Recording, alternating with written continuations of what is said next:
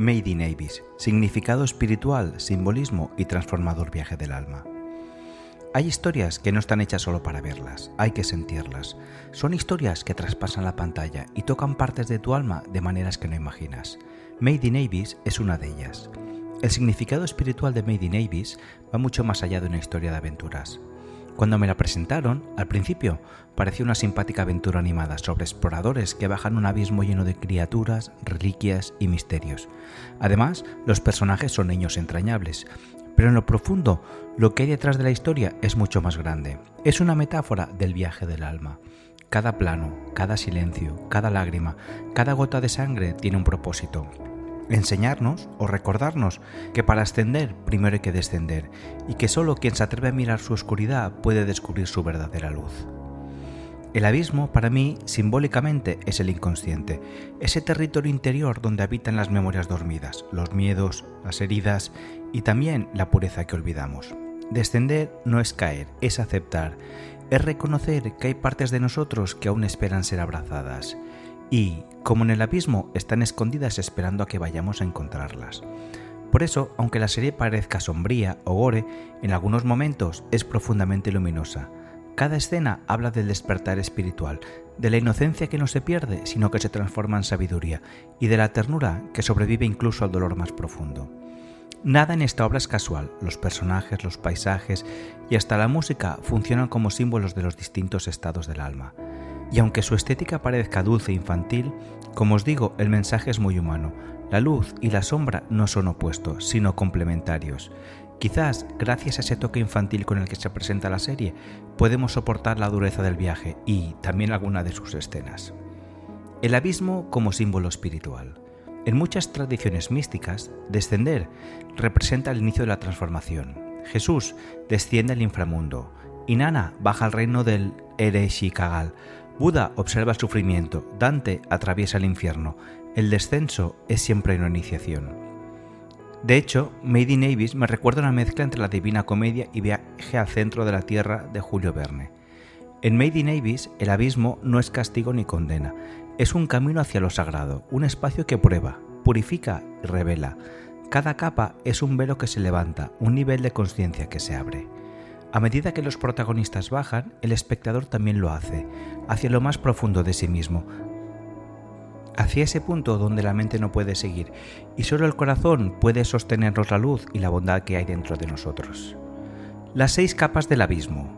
Cada capa del abismo tiene una profundidad física, pero también una frecuencia vibracional.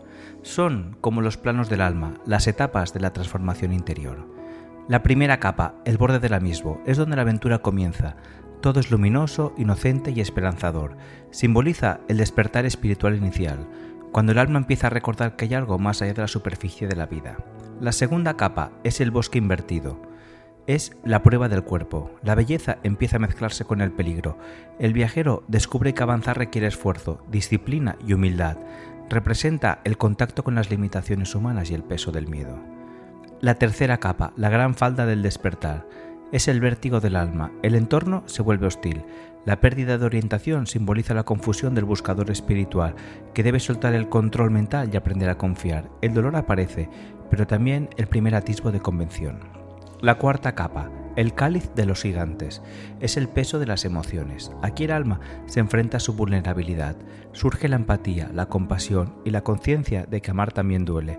Es la noche oscura del alma, donde el amor se pone a prueba. La quinta capa, el mar de los cadáveres, sacrificio y entrega. Todo lo viejo debe morir. Simboliza la muerte simbólica del ego. Comprender que no podemos seguir cargando con lo que fuimos. Solo queda confiar, soltar y rendirse. La sexta capa, la capital del no retorno.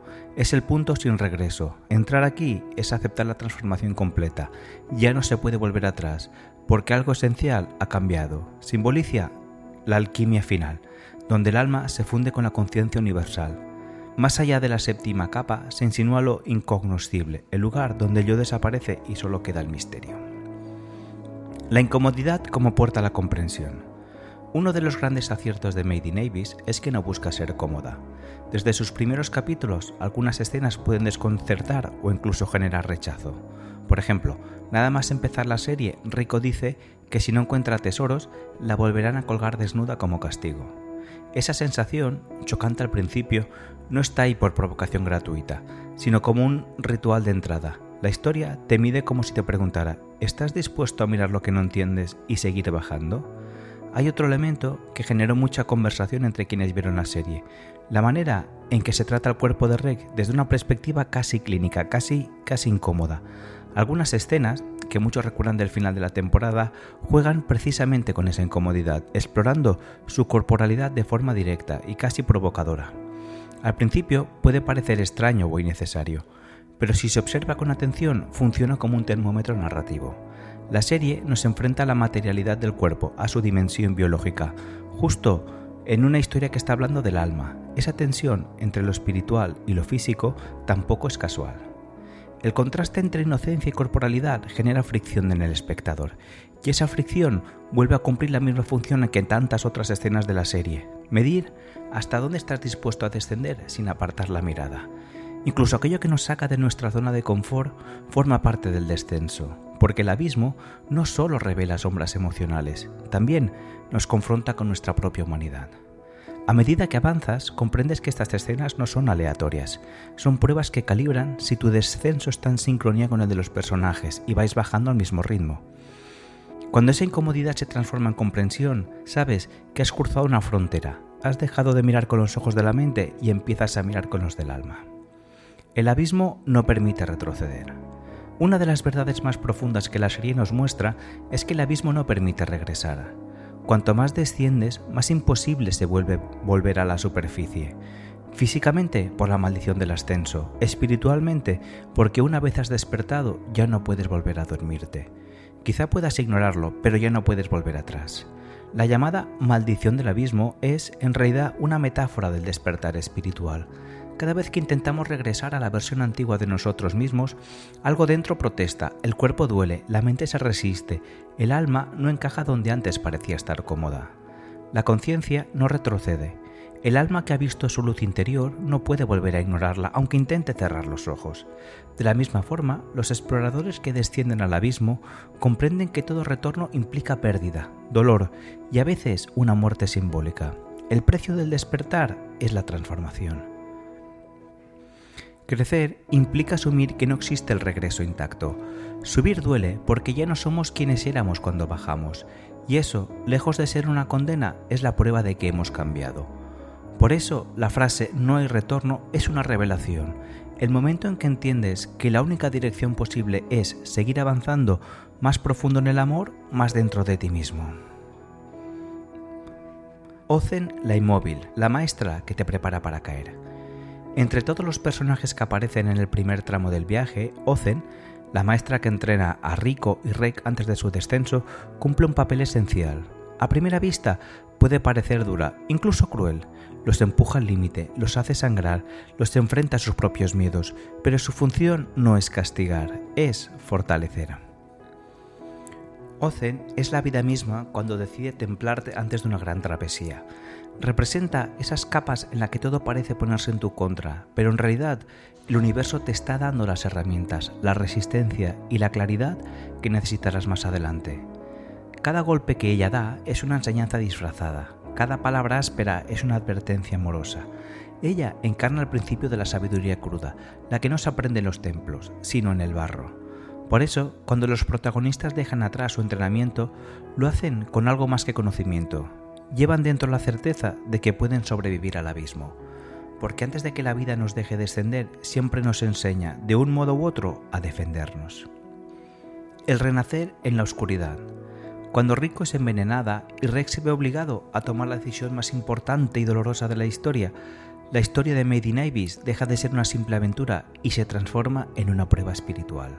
Es, sin duda, el momento más brutalmente crudo de toda la primera temporada, el punto donde la inocencia se rompe y el alma de los protagonistas se desnuda ante el dolor. En medio del pánico, las lágrimas y la impotencia, Reg comprende que amar también puede significar soltar, incluso cuando soltar duele más que morir. Con las manos temblando, dispuesto a amputar el brazo de Rico para salvarla, atraviesa su propio abismo interior. No lucha solo contra el veneno, sino contra el apego, contra la idea de que puede controlar o protegerlo todo. Ese acto, brutal y sagrado al mismo tiempo, es el instante en que el amor se purifica, el amor que no intenta retener, sino liberar. Cuando el amor se atreve a soltar, entonces el universo le tiende la mano. Y justo cuando parece que todo está perdido, cuando la desesperación se convierte en silencio, aparece Nanachi. No es una coincidencia, es una manifestación del equilibrio universal. La compasión llega cuando el alma ha dado todo lo que podía dar. Nanachi representa la misericordia que brota después del dolor, la ayuda que se presenta cuando uno ha tocado fondo, pero no ha dejado de amar. Así, entre lágrimas y redención, Rek y Riko renacen. El abismo los ha herido, pero también los ha unido, de un modo más profundo que la sangre. Los ha hecho vivir el misterio del amor que sobrevive incluso en la oscuridad. Y cuando todo ha pasado y Riko se recupera, aún le queda algo. Queda una cicatriz en el brazo de Riko, como recuerdo del límite entre la vida y la muerte. Y otra cicatriz queda en el alma de Rek, igual de profunda pero invisible. Ambas marcas son testigos del amor que sobrevivió al abismo, del vínculo que se forja cuando solo uno ha mirado de frente a la pérdida y ha elegido seguir amando. En ese sentido, Nanachi es mucho más que un personaje. Es la forma que toma la ayuda invisible cuando el alma se rinde con amor. Representa la energía sanadora que llega desde lo invisible, cuando el corazón ha atravesado la oscuridad y está listo para recibir la compasión del universo. Riko, Rek y Nanachi, cuerpo, mente y alma. Riko representa el cuerpo, vitalidad, curiosidad y perseverancia. Avanza impulsada por una fe pura en la vida. Su debilidad no la frena, la hace humana. Es quien ve el mundo desde la inocencia y el descubrimiento. Rek simboliza la mente consciente, lógica, protección, razonamiento.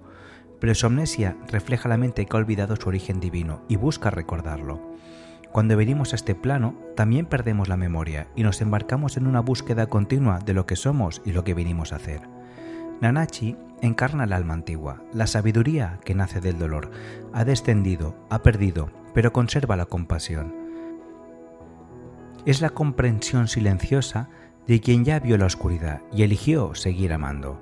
Juntos forman un triángulo perfecto, cuerpo, mente y alma, cooperando en un mismo viaje. El camino espiritual no se hace huyendo del humano, sino integrándolo todo. Todos ellos se necesitan para completar la aventura. A los seres humanos nos sucede lo mismo.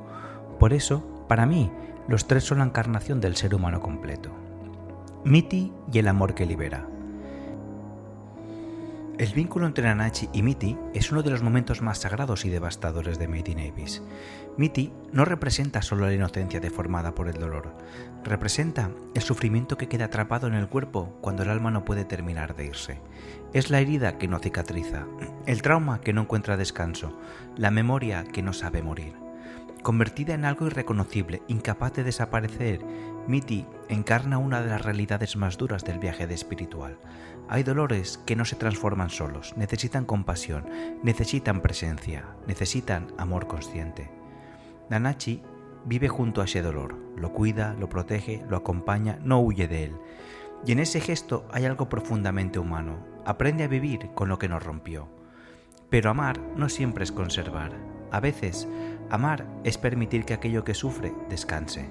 Cuando Nanachi decide liberar a Mitty, no está destruyendo algo, está rompiendo el ciclo del sufrimiento, está permitiendo que el alma que ama termine lo que no pudo terminar.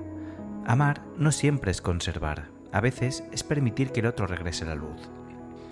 Ese acto es una de las formas más puras de amor espiritual, soltar incluso cuando el apego grita que no lo hagas.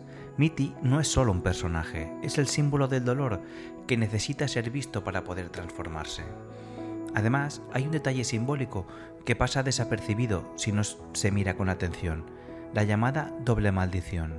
Cuando Nanachi y Mitty atraviesan el ascenso, la transformación no es igual para ambas. Una conserva la consciencia, la otra queda atrapada en el sufrimiento sin poder morir. Esa desigualdad es profundamente reveladora.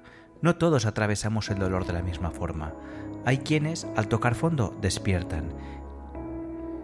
Y hay quienes quedan atrapados en la herida, sin poder integrar lo vivido. La doble maldición no es solo física, es la metáfora de cómo el trauma puede dividir destinos. Nanachi representa la consciencia que, aunque deformada por la experiencia, logra comprender. Mitty encarna el dolor que no encuentra salida hasta que alguien lo acompaña y lo libera. Y aquí está la clave. El sufrimiento no transforma por sí solo, necesita presencia, amor y decisión consciente. Por eso su despedida no es solo tristeza, es redención transformadora. Prushka y Bondrew, el amor, el ego y la transmutación. En la película Dawn of the Deep Soul aparece uno de los arquetipos más profundos. Bondrew es el ego espiritual, el buscador que quiere alcanzar la divinidad sin sentir. Cree que la luz se conquista con control. Para mí es la ambición desmesurada del ser humano. Prushka, en cambio, es el alma pura, ama sin condiciones, confía, se entrega. Cuando Bondrew la sacrifica, ocurre la alquimia. Él destruye lo que no comprende, pero el alma responde transmutando el dolor en vibración. Prushka muere, pero su amor se convierte en el silbato blanco que guía a Rico en los niveles más profundos. Su voz no desaparece, se vuelve música, presencia, frecuencia. El ego busca dominar el abismo, el alma se deja caer y confía. Mientras Bondrew se multiplica para no morir, como la mente que se aferra a Prushka se disuelve en una melodía eterna, en forma de silbato blanco. Él teme desaparecer, ella se convierte en canción. El amor verdadero no muere, cambia de plano. Lo que parecía tragedia era, en realidad, transmutación. El eco del abismo. Al terminar la serie y la película, queda una mezcla de ternura, vacío y gratitud. Esa sensación es el eco del abismo dentro de nosotros. Porque el abismo no se entiende, se experimenta, y al vivirlo comprendemos que todas nuestras caídas, pérdidas y heridas han sido miedos disfrazados que no nos permitían avanzar, que cada dolor es una prueba de luz que, al superarla, florece en forma de amor. Made in Abyss no trata de oscuridad, sino del poder de atravesar con el corazón abierto, de recordar que lo que más tememos, la soledad, la pérdida, la muerte, solo son pasos en el camino de regreso al origen. El alma no asciende evitando el abismo, sino abrazándolo hasta que deja de dar miedo, porque en lo más hondo de la sombra es donde hay el amor que aprende a brillar. Epílogo: el abismo como matriz del alma. Teoría personal. Mientras repasaba las imágenes de descenso, algo empezó a tomar forma. La estructura del abismo se asemeja, en cierto modo, a un canal de parto, sobre todo el final. No puedo afirmarlo con certeza porque la historia aún no ha concluido, pero creo que no es casual. Toda la serie vibra con esa sensación de tránsito, de atravesar algo oscuro y doloroso para llegar a una nueva luz. El abismo no parece una grieta que destruye, sino un útero que da luz, el canal de parto por donde todos salimos y vimos la primera luz a través del mundo. Cada capa es como una contracción que nos empuja a salir.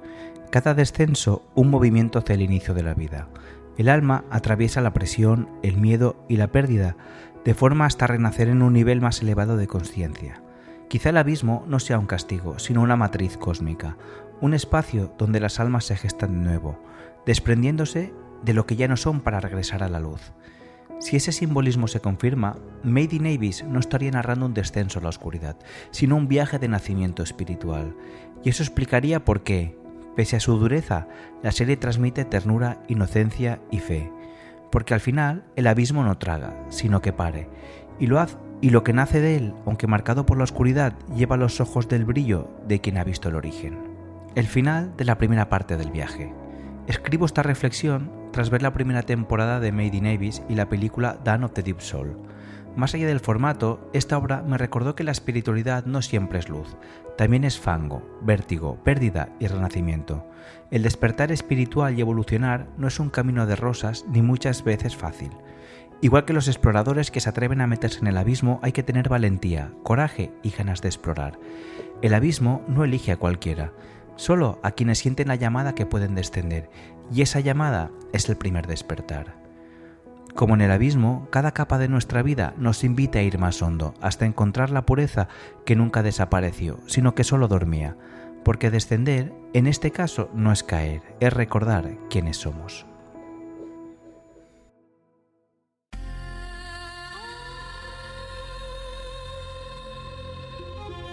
Gracias por estar aquí, por dedicar tu tiempo y tu atención a elevar tu frecuencia.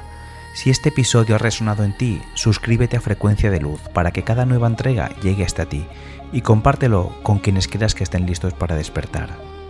Juntos somos más luz.